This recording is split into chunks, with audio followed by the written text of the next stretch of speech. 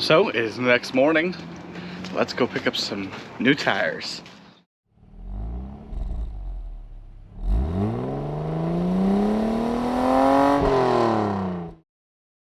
Let's see how well this thing cold starts. Haven't driven it in like 2 or 3 days.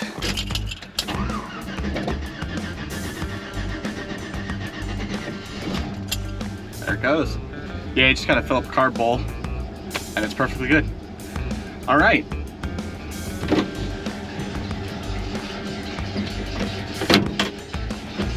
Let's go pick up some tires.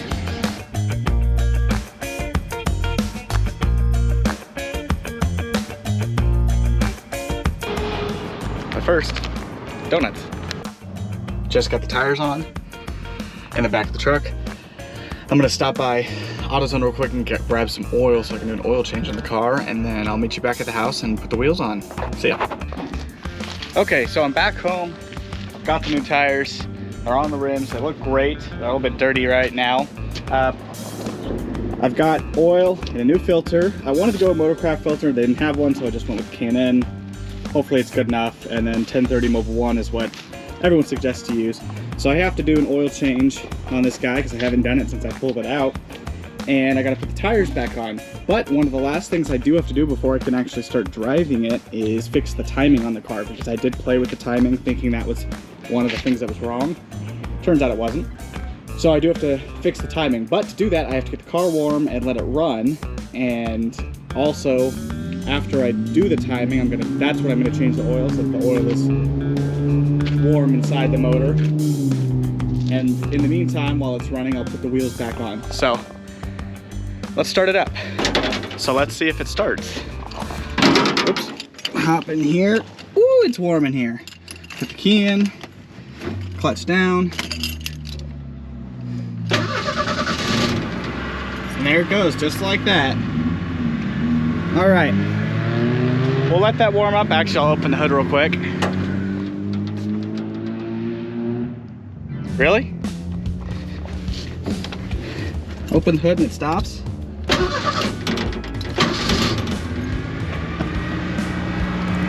All right, well, let's hope it stays running this time. And let's put the, ooh, smoky a little bit. Let's put the tires on.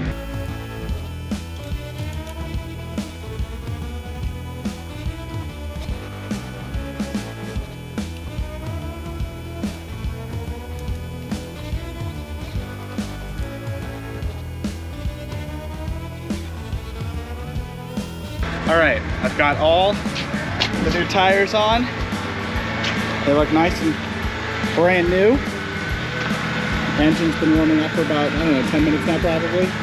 So now, we're gonna open the hood, take the spout out, and I'll show you that, and set the timing. Okay, so, really, right. Okay, so I've got a wrench on here with an 11/16 socket, and I have the distributor just a little bit loose. I found the spout on my car for some reason. I don't know if this is stock, but my spout actually happened to be just a yellow wire that was plugged into itself. On other cars, I've seen a little plug that pulls out, but on this one, I think it's just this yellow wire that happened to be looped into itself right off the distributor. So anyways, I'm gonna start the car right now. All right, looks like the timing's at 20. All right, awesome. I'm gonna turn the car off real quick and I'll be back in a sec. All right, so on these cars, stock, to my understanding, it is 10 degrees before top dead center is the correct timing to pass smog. I am in California, so I do have to pass smog, which is actually one of the next things I'm worried about. So I tighten up the distributor. It's set at 10 degrees, which was a little hard to see, especially because I'm in the sunlight, so I had to actually shade it. But it's set, and I tightened it, and it hasn't changed. So now I can disconnect everything because it is correctly timed. That was easy. Okay, I'm standing in the shade right now because it is hot. It is already over 100 degrees right now. The last thing I have to do before I can take this car off its jack stands and start kind of moving it around a little bit, I have to change the oil. Now, I've been running the car for, it's been a little bit over 15 minutes, and I do seem to have a temperature problem. I think I have a sensor that might need to be replaced, an ECT sensor. I do have to change the oil, but I have to let it cool down first. And I also, all of my oil containers are completely full, so I'm gonna go ahead and do a quick run to O'Reilly's down the street and try to empty all my oil containers so that I can change the oil on this bad boy. And then once I change the oil, we take it off its jack stands and we start driving around a little bit and see how it feels. All right, I'll see you when I change the oil. All right, we're into the car, ready to do an oil change. So I'll point you that way. It's kind of awkward because of where I have the jack stands placed, but this. Oh shit, that's tight. Woo! All right.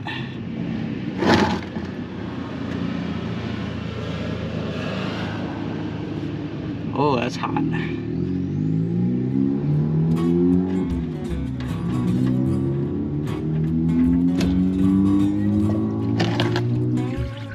Ow. Well, this is not going well.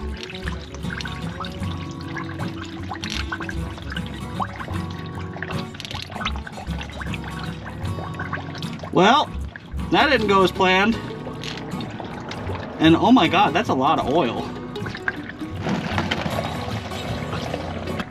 That was fun. That was a lot of oil. In fact, that looked like way too much oil. Fun part's gonna be getting that filter off. I might actually have to wait a few minutes for it to cool down some more. Oh, knocked it over. Woo, it's turning.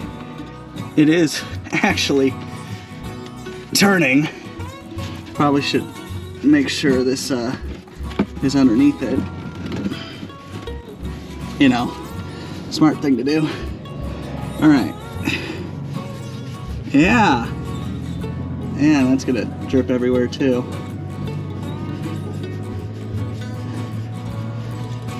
Come on. Almost there. Maybe.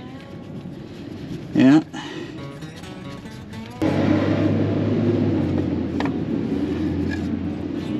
All right. Not too bad. That could have gone way worse. Nice. All right, I'll meet you up top side with the new filter. We'll put a little oil around the seal and maybe a touch in it, and then we'll climb back under here and throw the new one on. See ya. Now, the filter I took out looked a little big. Yeah, this one's a little bit smaller. It is a K&N. I actually did want to get the Motorcraft one. They didn't have it, so K&N it is, better than Fram. You really want to get good oil on there. It needs to seal well. I'm gonna throw this up and I'll meet you back under the hood of the car when I put more oil in it. We are so close to being done with having this car on jack stands. I just finished up underneath. I screwed the new oil filter on, went on super easy, like it should. And so now I just gotta put oil in the rest of the car. All right, throw this little filter here, just until I can get oil started.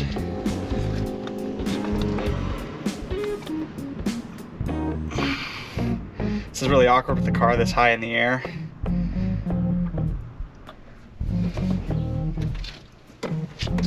All right. That completes the oil change. And the only thing left is I do have to connect the spout back together because I actually forgot to plug it back in. And I noticed it when I was doing the oil that it was still disconnected. And it is not easy to work down here because everything is hot and it's tight. All right, spout is connected. And oil change is done. So, I'm not gonna close the hood just yet, but I'm gonna start the car and run it. So, let's start the car and hope nothing blows up. And we have liftoff. Look at that. It's running good. It still kind of looks like we're smoking out the back. Actually, no, we're not. We're not. That is awesome. I was getting a little worried, but the timing was actually way off. It was set at 20 degrees when it should be at 10. So I'm hoping that the mixture of that really awful timing and the overflow of oil, hopefully that fixed all of our problems and we have a good running, driving car. Well, I'm gonna get the car off its jack stands now. So let's take care of that so I can see if I can start driving it a little bit. All right, I'm back. The car is off jack stands. I actually had to change my shirt because it was covered in so much oil, the other one. I connected the spout back and the oil change is done. I put some power steering fluid in it. The only thing that I gotta figure out is radiator. I gotta get a new coolant tank because this one actually, I just put fluid in it and it literally leaked out immediately. So it definitely needs a new tank. And then this radiator I need to refill because it's getting pretty low now because it overheats and then it just pours out of this overflow tank. And I'm gonna drive it over, back over there to where we first pulled it out so that I can actually properly wash it with a pressure washer now that I have one. So let's see this car run and drive on its own for the first time in not only 3 weeks, but technically 20 years now that everything's done to it.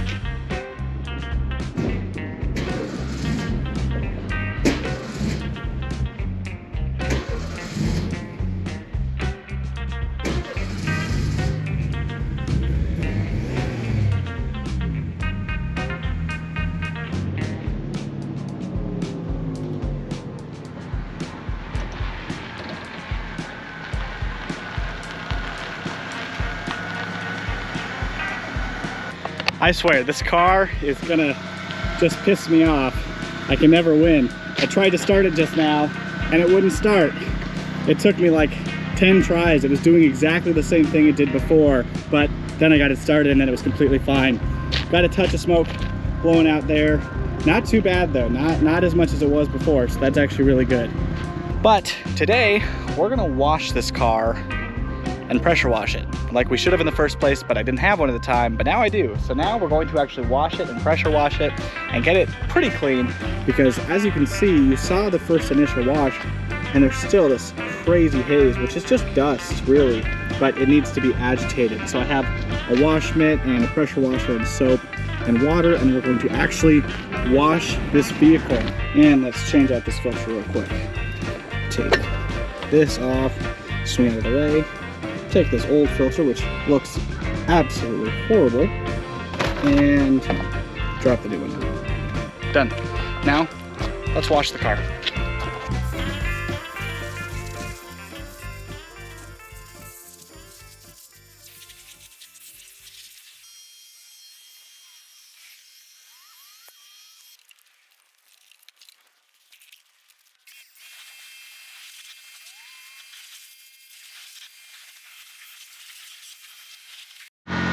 All right, the car is clean.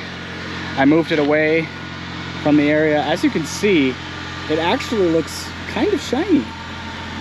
I mean, it looks really good. Some imperfections actually made their way out. Like you can see right here and right here.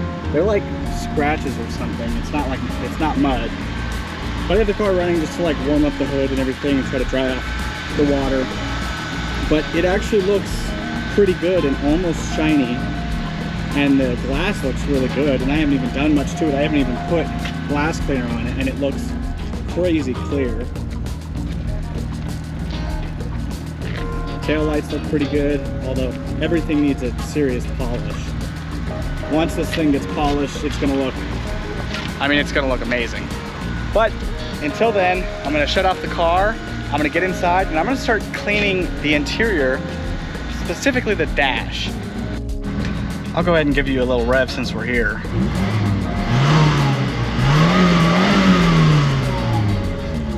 Anyways, I'm gonna go ahead and set you guys down and I'm gonna show you pretty much a hyperlapse of me cleaning the interior and mostly the dash and dash area. I'm gonna use this stuff. I've never used it before. It's Griots or Griots, however you want to pronounce it. Interior cleaner. I didn't get the UV protection one, and I didn't get any Armor All or anything like that because I really just want a cleaner, not a protectant, at least right now. I'm gonna be replacing the dash because as you can see, it's got some cracks and it's got one major split right here. So I'm gonna be replacing the dash, so I'm not too worried about UV protection, but I really just want to clean and I don't want to add any gloss or anything like that because this interior was not meant to have a high gloss finish. It actually is a flocked dash. This darker charcoal part is technically a flocked dash, so I'm gonna be really careful when I clean around that, but I really just want to get the dust that's over there, and then all in here, it's all dusty and nasty. So I'm just gonna put myself to work right now and try to get as much of the dash and the steering wheel and all the parts that we like to touch and use and clean it as much as possible. So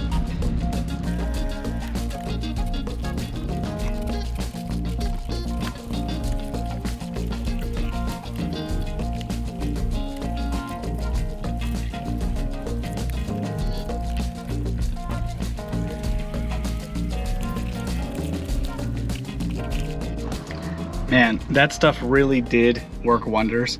I gotta say, I was really impressed. I could see the dirt and dust and grime literally falling off of this interior and the dash panel. I mean, none of it was really on there too crazy. A lot of it was just dust, but it really was pooling up and falling off, and this area just looks so much better than it did. It doesn't look great on camera because there are some blemishes in the paint and everything, but it looks amazing in person. The shift boot looks nice. I need to get some leather conditioner on that, and as well as the horn button, but I do need to get a new one because this one has split. That really, really did a great job. I gotta say, I'm very impressed with this so far. At this point, I'm gonna go ahead and go through quite a bit of the rest of the interior. I can't go too far, like I can't do anything in the back right now because it's almost non-existent and it's not set up yet. So until I can get things closer to being put back together, I'm gonna focus and I'm gonna clean these seats, get the dust off these seats, and try to just clean up this whole front area to make it as nice as possible, because hopefully really soon I get to go smog this and hopefully it passes, fingers crossed that it passes, and then I can get it registered and insured and start driving it. It seems to be running really well. So far, the only major thing that I definitely am gonna have to look at are the brakes. The brakes definitely need to be looked at because the pedal feels hard, but, and like nothing is actually happening. And then all of a sudden I can hear the back wheels locking up. So I don't know what's wrong with the booster or what it is exactly, but I'm gonna have to figure it out. That and the ignition switch actually tends to turn off. It's got a very, very small window of being on, and the minute, the millimeter that it's off, it turns off the car entirely. And I couldn't figure out what was happening. I would turn the steering wheel and it would turn off the car, and I realized it's just because that ignition switch has got just the slightest room for error, and the minute it gets touched and turned, it just turns off the car. So I gotta look into that and figure out why the ignition switch has such a small window for being on. But other than that, I'm just gonna keep cleaning this car up. I don't know what else I'm gonna be putting in this video, so if there's nothing else, then I guess I'll see you later. So, just kidding! Thought I was gonna end it there? At least gotta drive it.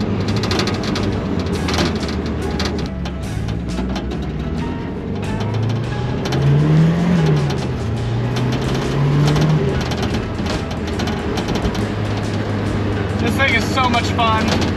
I'm sorry you're probably shaking and probably it's louder than a motherfucker, but this car, when the boost kicks in,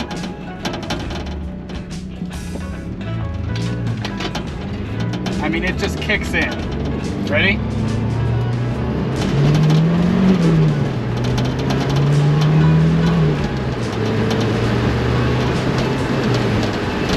I mean, how can you not? It's so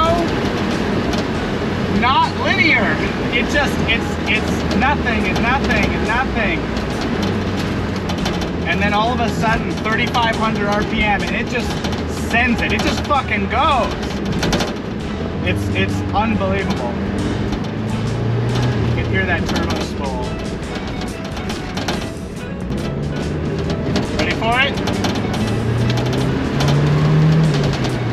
I mean, it just puts you back in the seat.